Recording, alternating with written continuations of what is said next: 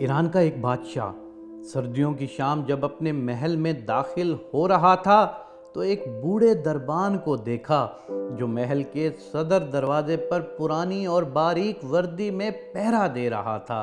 بادشاہ نے اس کے قریب اپنی سواری کو رکوایا اور ضعیف دربان سے پوچھا کہ سردی نہیں لگ رہی تمہیں؟ دربان نے جواب دیا، حضور بہت لگ رہی ہے، مگر کیا کروں، گرم وردی ہے نہیں میرے پاس، اس لیے برداشت کرنا پڑتا ہے۔ میں ابھی محل کے اندر جا کر اپنا ہی کوئی گرم جوڑا بھیجتا ہوں تمہیں، بادشاہ نے کہا۔ دربار نے خوش ہو کر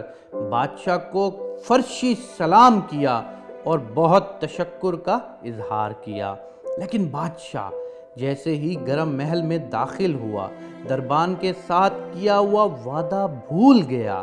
صبح دروازے پر اس بوڑھے دربان کی اکڑی ہوئی لاش ملی اور قریب ہی مٹی پر اس کی یخ بستہ انگلیوں سے لکھی گئی یہ تحریر بھی ساتھ ملی، بادشاہ سلامت، میں کئی سالوں سے سردیوں میں اسی نازک وردی میں دربانی کر رہا تھا، مگر کل رات آپ کے گرم لباس کے وعدے نے میری جان لے لی۔ سہارے انسان کو کھوکھلا کر دیتے ہیں، اسی طرح امیدیں کمزور کر دیتی ہیں۔ اپنی طاقت کے بل بوتے پر جینا شروع کیجئے، خدارا سہاروں کی بے ساکھیاں پھینک کر اپنی طاقت آزمائیے۔ آج کی اس بات سے ہمیں جو سبق ملتا ہے کہ سہارا صرف اگر اللہ کا ہونا تو دنیا کی تمام سختیوں کو ہم ایک نازک سے لباس کے ساتھ بھی برداشت کر سکتے ہیں، لیکن اگر ہم کبھی بھی کسی دنیاوی سہارے کی طرف دیکھنا شروع کر دیں گے اور وہ دنیاوی سہارا اگر ہمیں اس وقت دھوکہ دے دے گا تو ہم وہ برداشت نہیں کر سکتے، کیونکہ دنیاوی سہارے ہوتے ہی دھوکے کے لیے ہیں۔ سہارا صرف اللہ کا، سہارا صرف اس ذات باری تعالیٰ کا۔ میرے دوستوں، میرے بھائیوں، آج کی اس کوٹیشن پڑھنے کا جو سب سے بڑا میسیج ملتا ہے نا، وہ یہ ہے کہ اگر آپ صرف اللہ پر توکل کرتے ہیں اور اللہ کے اوپر آپ اس کی ذات کے اوپر صرف یقین رکھتے ہیں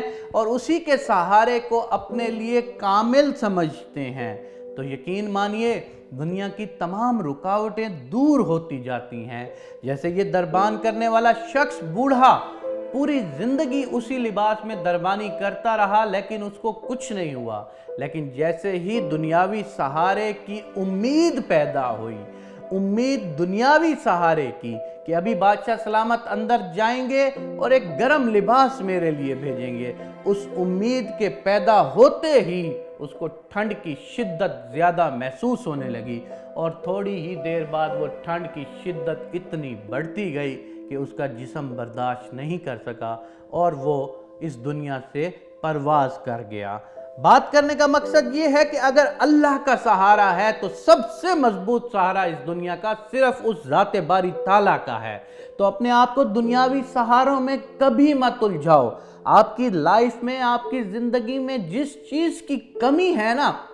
وہ صرف ذات باری تعالیٰ کے آگے بیان کرو۔ اپنی خواہشات، اپنی کمی، اپنی زندگی کی ضروریات صرف اسی ذات باری تعالیٰ کے آگے بیان کرو تاکہ وہ تمہاری خواہشات کو جب پورا کرے، اور اگر پورا نہ ہونے لگے تو تمہارے پاس وہ یقین اور امید جو ایک دنیاوی سہارے کی لگی تھی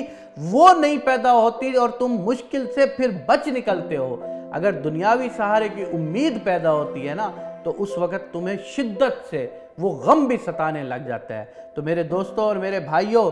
اس دنیا کا سب سے مضبوط سہارا جو ہے نا وہ اللہ پاک کا ہے۔